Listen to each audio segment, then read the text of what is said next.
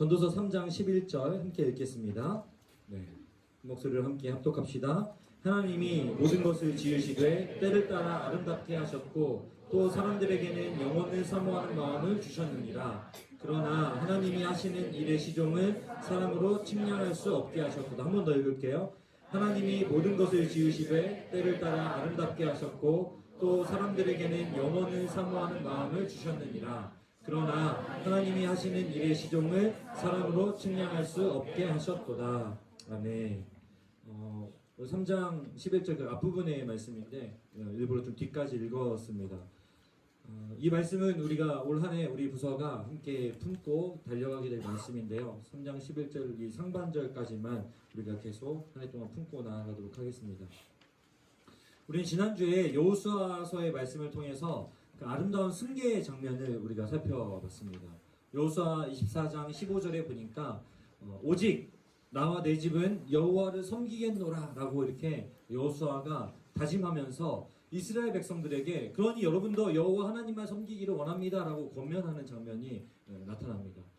110세라고 하는 110년의 삶을 마감하면서 그 여호수아가 그 이스라엘 백성들에게 전하는 메시지인 것이죠. 이런 여호수아의 심정을 가지고 있는 사람이 또 한 명 있습니다. 그것은 바로 오늘 우리 함께 읽었던 이 전도서의 저자입니다. 전통적으로 전도서의 저자는 솔로몬으로 우리가 보는데요. 아마도 이 전도서는 노년을 맞은 이 솔로몬이 그의 삶을 회고하면서 젊은 세대들에게, 특히 청년들에게 권면하는 내용이 아닐까 이렇게 우리가 생각해 볼 수 있어요. 나이가 들었다라고 이야기하고, 특히 전도서의 결론부에 해당하는 11장, 12장에 보면은 청년들아 이런 표현들이 많이 사용을 하거든요. 그렇기 때문에 우리가 전도서를 읽는 건 꽤나 의미가 있겠죠. 어쨌든 전도서의 저자는 청년들에게 인간의 유한함과 하나님의 무한하심에 대해서 설명합니다. 뭘 설명한다고요? 인간의 유한함, 그리고 하나님의 무한함. 그러니까 인간과 하나님이 철저하게 대비되는 모습을 보여주는 것이죠. 그걸 통해서 뭘 가르쳐 주냐면요, 하나님을 경외하라. 뭐라고요? 하나님을 경외하라.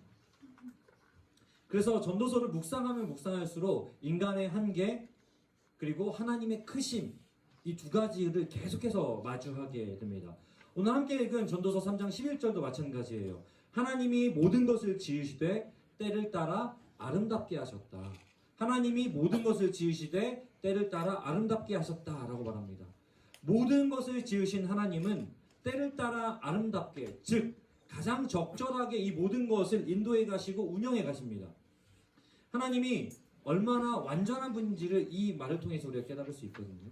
그에 비해서 인간은 어떻습니까? 그 뒤에 아까 우리가 방금 읽었는데 뭐라고 되어 있죠? 일의 시종을 측량할 수 없다라는 것입니다. 하나님은 모든 것을 지으신 분이셔서 뭐예요? 모든 것이 때에 맞게, 그래서 때를 따라 아름답게 하셨다. 그래서 모든 것을 가장 적절하게 인도해 가시는 분이다. 모든 것을 다 가늠할 수 있는 분이다 라고 설명한 거예요. 인간은 일의 시종을 측량할 수 없다. 시작과 끝을 인간은 정확히 알 수 없다. 이렇게 설명해 주고 있는 거예요. 새해를 시작한 지 벌써 5일이 지났는데요. 새해를 시작하면서 아마도 참 많은 것들을 여러분 결정해야 했을 것입니다. 어떤 사람들은 팀을 옮겨야 한다든지, 또 뭐 직장을 옮겨야 한다든지, 또 새로운 목표를 설정하고 세워야 했다든지, 또 어떤 봉사를 할 것인지, 또 뭐 신입생들의 경우는 청년 1부일지, 청년 2부일지, 지하교회일지, 스카이라운지일지. 어쨌든 이런 크고 작은 다양한 결정들을 했을 것입니다. 근데 이런 결정을 하면서 어떻게 될지를 우리가 알 수 있다거나 또 어떻게 될 것이다 라고 하는 것이 보장되어 있다면 얼마나 쉬울까 하는 생각이 들기도 합니다. 아마 여러분도 그런 생각 해봤을 거예요. 왜냐하면 그러면 좀 덜 고민하고 좀 덜 괴로워해도 되잖아요. 저도 그런 일들이 참 많이 있는데요. 근데 대체 하나님은 왜 우리의 삶을 이렇게 어렵게 또 복잡하게 만드셨을까요? 우리는 그 답을 우리가 함께 읽진 않았지만 14절에서 쉽게 찾을 수가 있습니다. 14절에 보니까 이렇게 말씀하고 있어요. 하나님을 경외하기 위함. 뭐라고요? 하나님을 경외하기 위함. 그래서 하나님을 경외하도록 하기 위해서 방금 읽었던 11절에는 우리에게 영원을 사모하는 마음을 주셨다. 하나님이 우리 삶을 이렇게 복잡하고 어렵게 만든 것은 하나님을 경외하기 위함이고, 또 하나님을 마땅히 경외할 수 있도록 하기 위해서 우리에게 주신 것이 뭐라고요? 영원을 사모하는 마음. 저는 이 전도서를 읽으면서 전도서의 이 한글 번역은 정말 주옥 같습니다. 여러분 쭉 한번 읽어보세요. 12장밖에 안 되니까 쭉 읽어가면은 정말 너무 아름다워요. 문체가 너무 수려해요. 근데 그 중에서 저는 단연 이 3장 11절에 나오는 영원을 사모하는 마음, 이 표현이 너무 아름답다는 생각이 듭니다. 사실 이 영원이라고 하는 개념은 이 유한한 한계가 많은 인간에게는 어울리지 않는 표현이에요. 영원이라고 하는 개념은 하나님에게 어울리는 개념입니다.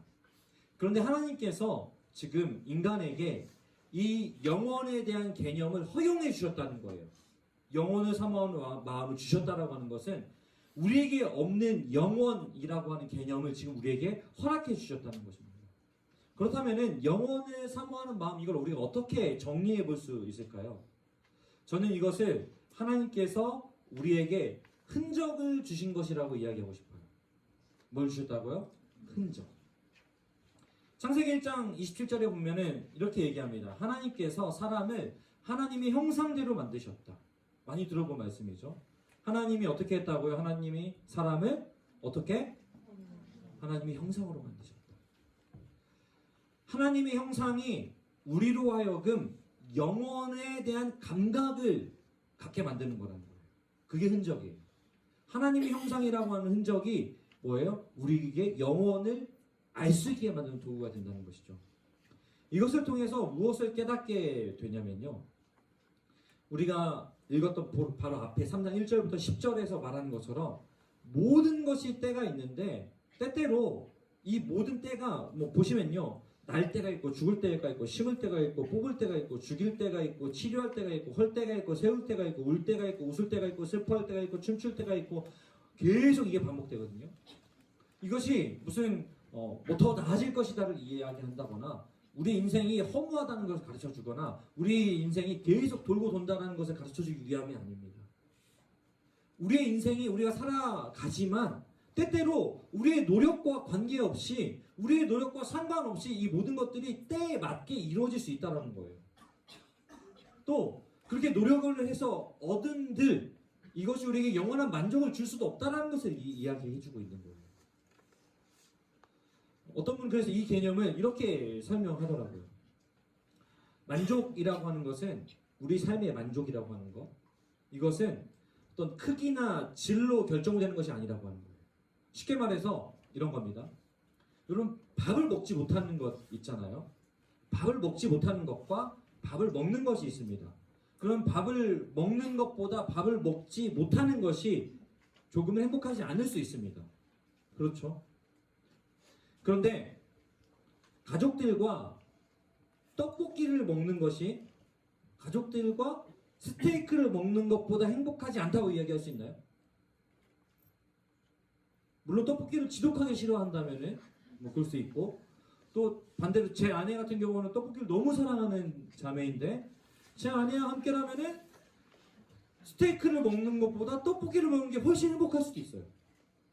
또 가족들과 함께 먹는 거잖아요. 혼자 포장마차에 추위를 떨며 서서 집에 들어가서 먹을 거 없고 애매해서 떡볶이를 먹는 사람과 가족들과 함께 단란하게 떡볶이를 먹는 건 완전 또 개념이 다릅니다. 먹지 못하는 것과 먹는 것에는 행복의 차이가 있을 수 있어요. 그러나 이 행복이라는 질이나 양에 의해서 이게 조절되어지지 않는 거예요. 만족이라는 것은 그런 것이 아닙니다. 오늘 전도서 3장 1절에서 10절에 보여주는 것이 그거예요. 근데 우리는 어떻게 생각하죠? 떡볶이보다는 스테이크가 낫다라고 하는 가치의 함정에 빠져서 살아가는 게 우리 인생이에요. 여기 서현역 앞에 있는 맛장에서 먹는 것보다는 고급 레스토랑에 가서 서빙 받으면서 칼질하는 게 낫다라고 생각하는 게, 이게 우리 가치가 만들어내는 만족과 행복의 척도입니다. 그러니까 어떻게 됩니까? 아무리 행복과 만족을 찾지만 행복과 만족을 누리지 못하고 살아가게 되는 거죠. 계속 올 한 해를 올 한 해 살기로 시작하면서 그래서 그때 결정한 거 아까 초반에 얘기했잖아요. 결정한 것이 앞으로 어떻게 진행되어 가냐 또 어떻게 성취되냐에 따라서 행복과 만족이 달라지는 거예요. 계속 어떻게 됩니까? 행복과 만족이 우리에게 주어지는 그 어떻게 바꿀 수 없는 상황들에 의해서 계속 좌지우지되는 거예요. 언제 행복할 겁니까? 언제 만족할 겁니까? 전도서는 우리에게 계속 그걸 얘기해주고 있어요. 특히 이 3장에서는. 그래서 전도서 기자가 영원을 사모해야 한다. 영원을 사모하는 마음을 주셨다. 라고 이야기하고 있는 거예요. 그런데 이 영원을 사모하는 마음은 그리스도인들에게만 주신 게 아니에요. 모든 사람이 갖고 있습니다. 그리고 심지어 그것은 모든 피조물에 새겨져 있습니다. 그런데 우리 그리스도인들은 예수 그리스도로 말미암아서 이 영원에 대해서 이 감각, 흔적을 가진 정도가 아니라 예수 그리스도로 말미암아 이 영원을 선물 받은 자들입니다. 그러니까 우리에게 영원을 사모하는 마음이라고 하는 것은 세상 사람들이 갖는 영원을 사모하는 마음, 즉 세상 사람들이 영원을 사모하는 마음은 이를테면 불로장생, 또 세속적인 성공, 더 이상 걱정하지 않는 삶, 이런 거를 영원을 사모하는 마음입니다. 이게 뭐 세상 사람들에게. 그러나 그리스도인들에게 영원을 사모하는 마음은 전혀 달라요. 왜요? 이미 영원을 선물 받았기 때문에 그래요. 따라서 영원을 사모하면서 우리의 한계를 느끼고 이 모든 것이 다 필요 없어. 어차피 이거 해봐야 의미 없어라고 하는 허무주의에 절대 빠지지 않습니다. 오늘도 우리를 사랑하시는 영원하신 하나님께서 우리를 영원으로 이끌어 가신다. 아멘입니까? 오늘도 우리를 사랑하시는 하나님께서 우리를 영원으로 이끌어 가신다. 그 영혼을 우리에게 선물로 주셨다라고 하는 확신 속에 살아가는 것이 바로 그리스도인들이에요. 그렇기 때문에 어떻게 되냐면요. 하루하루 살아가는 삶의 새로운 의미들을 발견하게 됩니다. 앞에서 봤던 것처럼 날 때에도 의미가 있고 죽을 때에도 의미가 있고 심을 때에도 의미가 있고 뽑을 때에도 의미가 있고 이 모든 것에 의미가 생기는 것이 바로 그리스도인들이에요.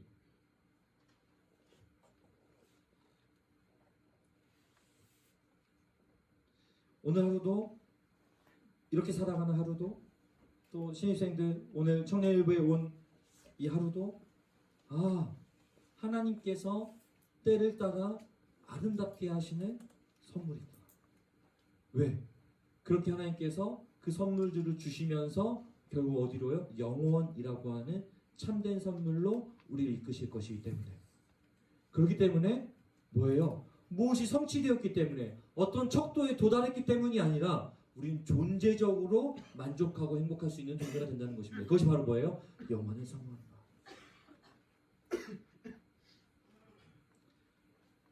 그 선물에 감사하고 감탄하게 되는 거예요. 그게 영원을 사모하는 마음이에요. 그 감사와 감탄이 뭡니까? 그게 바로 예배입니다. 예배. 뭐라고요? 예배. 이 예배는 그래서 유한한 한계가 가득한 인간이 영원하신 그 하나님께서 우리에게 선물로 주시는 그 영원을 맛보는 것입니다. 그 영원을 경험하는 거예요. 그게 바로 예배입니다. 근데 감사하게도 지난 2년 동안 제가 청년일부에 와서 2년 동안 많은 청년들을 만나면서 청년일부에 대한 이미지 또 장점을 물어보면은 정말 하나같이 이야기하는 게 예배였어요. 청년일부 공동체는 그야말로 예배를 사모하는 공동체입니다. 그래서인지 청년일부 예배는 하나님의 임재로 충만한 예배입니다. 온전히 하나님께 집중하며 하나님을 구하는 감격의 자리입니다. 그래서 우리 청년일부 다녀간 청년들도 그렇지만 우리 패밀리주의 때 목사님들 왔다 가시잖아요. 하나같이 예배가 뜨겁다 라고 하시면서 이렇게 합니다. 카타콤이다. 지하교회다. 물론 거기에는 공간이 좁고 불편하다. 숨쉬기 어렵다. 여기 문 열어놓잖아요. 왜 열어놓냐면은 저걸 닫아놓으면 약간 핑 돌 때가 있어요. 과다한 그 이산화탄소로 인해서. 근데 그게 아니라 지하교회 카타콤의 성도들은 그 예수님이 우리에게 주신 그 영원을 누리기 때문에, 또 영원으로 인해서 감사하고 감탄을 마음껏 할 수 없는, 그 예배를 마음껏 할 수 없는 상황에서 죽음을 불사하고 예배하기 때문에 이들의 예배는 충만함을 경험할 수밖에 없어요. 매일매일의 예배가, 매번의 예배가 하나님 앞에 처절하게 드려지는 살아있는 예배가 될 수밖에 없어요. 그렇기 때문에 카타콤 지하교회를 딱 생각하면 떠오르는 건 뭐예요? 충만한 예배요. 온전한 예배가 되는 거죠. 목사님들이 다녀가시면서 우리 공동체를 바라보고 하시는 말씀이 그냥 공간적인 얘기를 하는 것이 아니라 우리 예배가 그만큼 하나님께 집중하는 예배이기 때문이라는 사실입니다. 이쯤 되면 보통 아멘이 나오기도 하던데. 네. 동의하시면. 근데 사실 예배의 핵심은 공간에 있지 않아요. 예배의 핵심은 먼저는 이 예배를 기뻐 받으시는 영원하신 하나님에게 있습니다. 누구에게 있다고요? 영원하신 하나님. 그러니까 그 영원을 사모하는 마음은 그 영원하신 하나님을 사모하고 고대하고 기대하는 그 마음이에요. 그 하나님에 대한 기다림이에요. 그 하나님에게 예배의 핵심이 있어요. 그리고 두 번째, 그 하나님의 영원하심에 초대되어진, 그래서 그 영원하심에 동참하고 있는 예배자들에게 있습니다.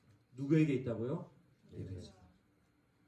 그럼 예배의 핵심은 하나님과 예배자예요. 더 말하면은 하나님과 우리라는 겁니다. 오늘 하나님께서는 우리에게 이 예배의 자리, 이 예배의 순간을 통해서 무엇을 경험시켜주길 원하시는 거냐면은 그 영원을 맛보게 하시는 것입니다. 믿으십니까? 네. 오늘 이 자리는 그 영원을 맛보는 자리예요. 영원이라고 하는 것은 그 하나님과 함께하는 것이고, 그리하여 다시는 눈물도 슬픔도 고통도 괴로움도 없는 그 하나님과 영원토록 즐거워하는 그것이 바로 영원입니다. 하나님이 거기에 우리를 초대한 거예요. 그 영원을 맛본 자들만이 삶 속에서 영원을 가진 자처럼 살아갈 수 있는 거예요. 그러니까 어떻게 됩니까? 세상의 가치 척도에 의해서 행복과 만족이 좌지우지되는 인생이 아니라 하나님이 나를 영원히 초대했다라고 하는 그 성도라고 하는 자부심과 그 확신 속에서, 나는 예배자라고 하는 그 확신 속에서 하루하루 살아낼 수 있게 되는 거죠. 그것이 바로 영원을 사모하는 마음을 가진 예배자들의 삶인 줄로 믿습니다.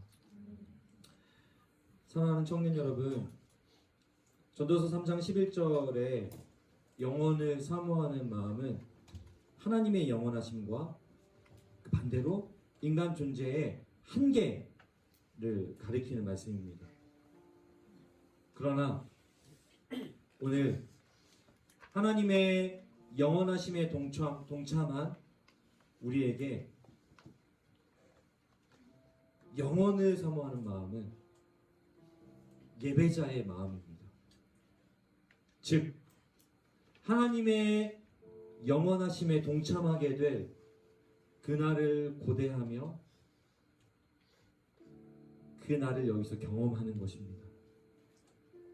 그래서 우리는 지금 어느 때를 보내고 있던지 만족할 수 있습니다. 행복할 수 있습니다.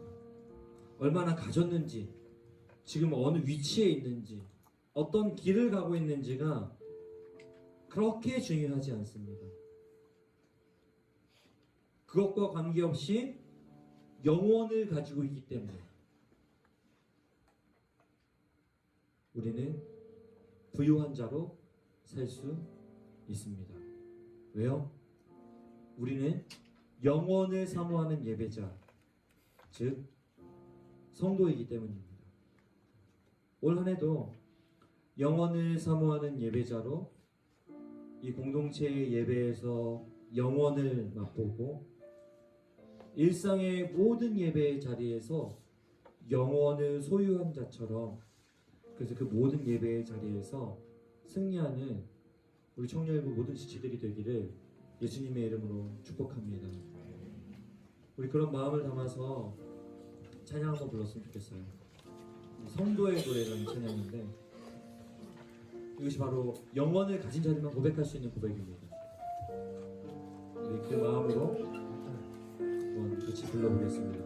환난 가난과 고난.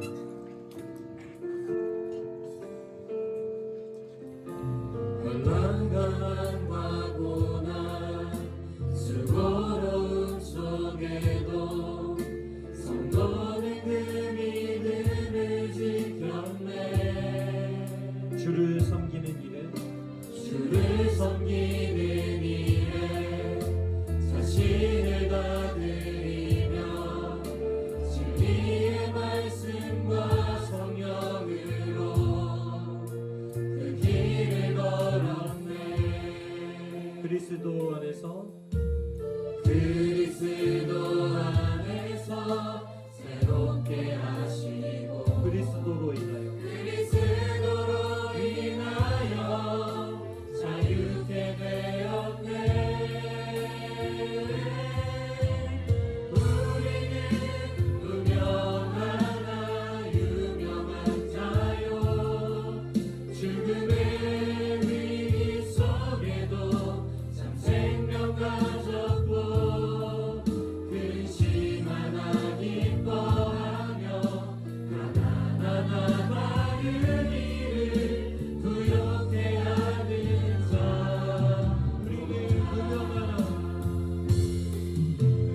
우리는 유명한 자요. 죽음의 위기 속에도 생명 가졌고 근심하나 기뻐하며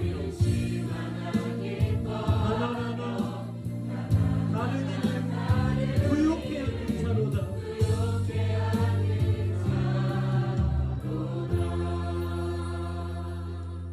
이제 잠깐 눈을 감고 묵상합시다. 여러분, 하나님께서는 우리에게 영원을 사모하는 마음을 주셨습니다. 그게 어떤 건지 정확하게 우리가 표현하고 그려볼 수는 없지만 이 자리에 앉아있는 우리 모두는 그게 뭔지 알아요. 조금이나마 하나님의 사랑을 느끼고 조금이나마 하나님을 사랑하려고 하고 또 하나님의 위로하심과 하나님의 돌보심과 하나님의 도우심을 맛본 사람이라면은 그것이 바로 영원을 사모하는 마음, 즉 예배자의 마음이겠구나. 갈급한 심령, 좀 애통하는 마음, 하나님 없이는 아무것도 없습니다. 전도서의 고백처럼 헛되도다라고 고백할 수밖에 없는 하나님, 그러한 존재인데 우리에게 그 영원을 사모하는 마음을 주셔서 마음껏 하나님을 그리워하고 마음껏 하나님을 고대하고 영원토록 하나님과 함께 즐거워할 날을 고대하며 이 자리에서 그 하나님과 함께함을 누리게 하신 하나님, 그것을 우리가 매 순간 누리며 가게 하여 주셔서 그것을 인해 감사합니다. 이렇게 우리 한번 그 하나님과 하나님께서 우리에게 주신 영원을 사모하는 마음을 묵상하면서 같이 조용히 기도합시다. 아버지,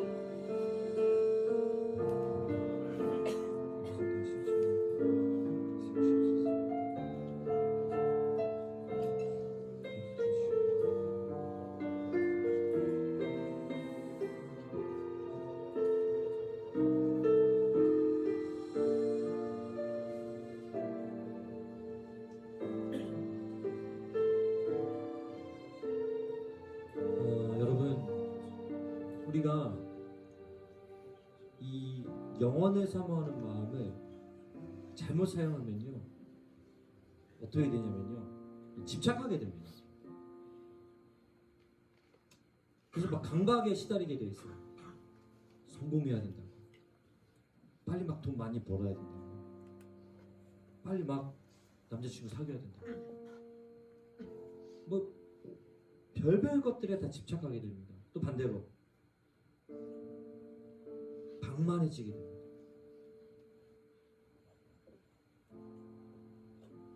내가 가지고 있는 것이 영원할 것이라고 착각하는 것이죠. 영원을 사모하는 마음을 잘못 사용하는 하나님 없는 사람들에게는 끝없는 집착과 강박, 끝없는 오만함과 방만함이 영원을 사모하는 마음을 변질시키고 왜곡하고, 그래서 끝없는 갈증, 끝없는 허무함, 그래서 쾌락을 쫓게 만드는 것으로 이끌어갈 것입니다. 그러나 예수 그리스도로 말미암아 영원을 선물 받아 그 영원을 사모하는 마음을 가지고 살아가는 사람들은 오늘 찬양의 가사처럼 환난, 가난, 고난, 수고로움 속에서도 흔들리지 않는 것입니다. 그리스도 안에서 새로워졌고 그리스도로 인하여서 자유케 됨을 경험하게 되는 것이죠. 그래서 세상에서 무명한 자처럼 보이지만 하나님이 누구보다 나를 분명히 하시고 하늘의 별과 같은 존재인 나를 그 별로 빛나게 하시고 그 별의 이름을 부르듯이 내 이름을 불러주실 것이라는 사실을 확신하게 되는 거예요. 죽을 것 같은 삶의 고난과 어려움 속에서도 결코 흔들리지 않는 생명을 가진 자로 살아갈 수 있게 되어지고, 끝없는 근심 속에서도 근심하지 않고 기뻐하게 되고, 아무것도 가지지 못하는 것 같으나 줄 게 없는 것 같아 보이나 끝없이 나눠주고 베풀 수 있는 너그러움과 넉넉함을 갖게 되는 것입니다. 진정한 영원을 사모하는 마음을 가진 자들의 모습이라는 것이죠. 저는 오늘 여러분에게 그 마음을 선물하고 싶습니다. 사랑하는 여러분, 여러분 안에는 그 참된 영원을 사모하는 마음이 있는 줄로 믿습니다. 어떻게요? 우리 구주 예수님께서 우리에게 성령을 통하여서 성령을 우리 가슴 속에 부어주심으로, 성령을 우리의 존재에 부어주심으로 말미암아 그것을 우리가 갖게 하셨습니다. 이 시간 우리가 기도하며 나아갈 때 성령님, 내 안에 계신 성령께서 나를 그 온전한 그 영혼으로 초대하시고 이끌어 가시는 줄로 믿습니다. 그것을 누리게 해 주시옵소서. 우리 그런 마음으로 다시 한번 간절히 구하면서 기도하며 나아가시겠습니다. 기도합시다. 오 살아계신 아버지 하나님, 하나님 앞에 우리 마음을 쏟아놓으며 기도합니다. 아버지여, 예수 그리스도의 십자가의 은혜로 말미암아 오늘 우리에게 그 영원을 선물해 주신 줄로 믿습니다. 그리하여 우리는 오늘도 영원을 향하여 달려가고 있습니다. 아버지 하나님, 그 영원이 영원히 있는 것이 아니라 오늘 이 시간 이 자리에 있으며 그것을 확인시켜 주시기 위하여서 오늘 우리는 이렇게 전에 거쳐가고 계신 줄 믿사오니 살아계신 아버지 하나님이여, 우리가 그 영원을 맛보게 하시고 그 영원을 누리게 하시고 그리하여 말미암아 하나님과 함께하고 계시는 온전히 여전히 우리의 삶이 되기를 해주시옵소서.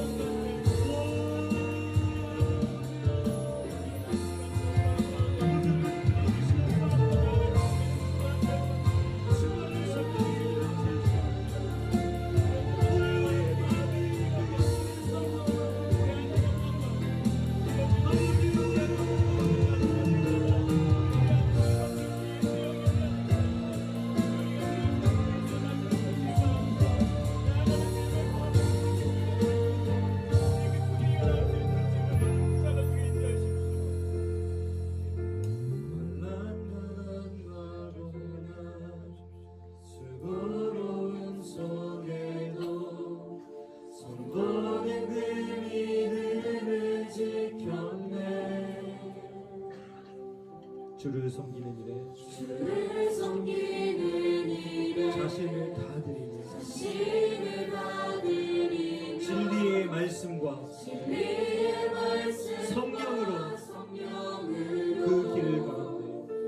그 길을 걸었네. 그리스도 안에서 그리스도 안에서 새롭게 하신 그리스도로 인하여 그리스도로 인하여 자유케 되었네. 자유케 되었네. 우리는 유명하나 유명하나 죽음의 위기 속에도 생명 가졌고 근심하나 기뻐하며 하나하나 다른 일을 의욕해 하는 자로다. 한번 더 찬양합니다. 우리는 유명하다.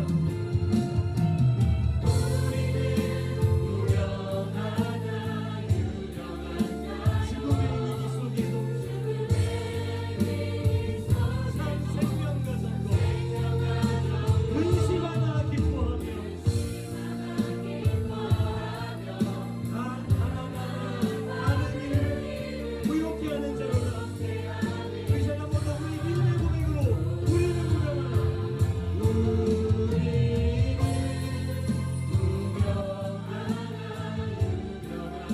죽음의 위기 속에도 생명 가졌고 근심하나 기뻐하며 하나하나 다른 일을 의욕해 하는 자로다. 의욕해 하는 자로다. 부욕해 하는 자로 모든 것 가진 자로다. 모든 것 가진 자로다. 우리 한번 기도할 때 예배를 위해서 기도할 건데요. 먼저는 여러분 각자의 예배를 위해서 기도하십시오. 주일에 드리는 그 예배. 하나님, 내가 하나님 앞에 나와 특별히 교회에 나와 기도하는 예배하는 이 모든 예배의 자리에 그 하나님의 영원을 맛보게 해 주시옵소서. 그리고 두 번째로는 우리 청년일부의 예배를 위해서 기도하십시오. 하나님, 우리 청년일부 모일 때마다 이 예배가 하나님의 놀라우심이 드러나고 하나님의 영혼을 맛볼 수 있는 살아있는 예배와 임재 현장이 되게 해 주시옵소서. 오늘들마다 예수 그리스도를 경험하게 하여 주시옵고 성령의 충만함을 맛보게 하여 주시옵소서. 온전히 하나 되게 하여 주시옵소서. 우리 청년일부 예배를 위해서 기도하시고 마지막으로는 우리 삶 속에서 드리는 우리의 모든 걸음, 우리의 모든 일상의 예배 가운데 주님 함께 하사 하나님, 우리의 삶의 모든 걸음이 예배인 줄로 믿사오니 그 모든 예배의 자리에서 승리하게 해 주시옵소서.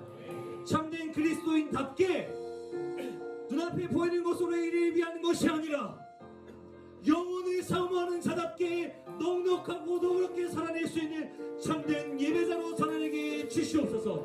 우리 시간 기도할 때 손을 들든지 가슴에 손을 얹든지 우리의 모든 마음을 우리 표현하면서 우리 주님 이름만 부르고 간절히 합심하여 정성으로 기도합니다. 주여.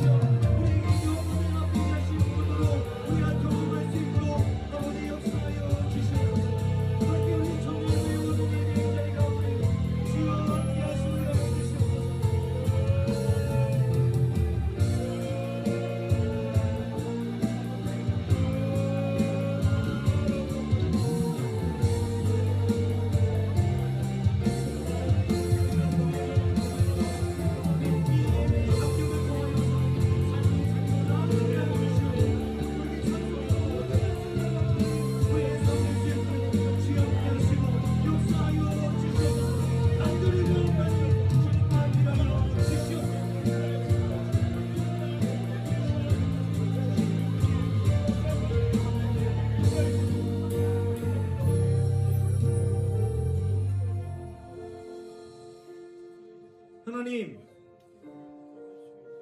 우리를 이 예배의 자리에 초청하신 것은 예배를 통하여서 하나님의 영원에 초청되어 그것을 누린다는 것이 무엇인지를 가르쳐주기 위함인 줄 믿습니다. 이곳에서 그것을 맛보고 삶 속에서 영원을 누리는 자로 살게 하여 주시옵소서. 그리하여 세상 누구도 맛보지 못한 그 만족을 우리가 경험하게 하시고, 그래 세상 모든 사람들이 그 우리의 영혼을 사모하는 마음으로 인하여서 이 동일한 마음을 함께 맛보고 경험할 수 있도록 우리를 사용하여 주시옵소서. 그렇게 역사하실 것을 믿사오며 예수님의 거룩하신 이름으로 기도드립니다.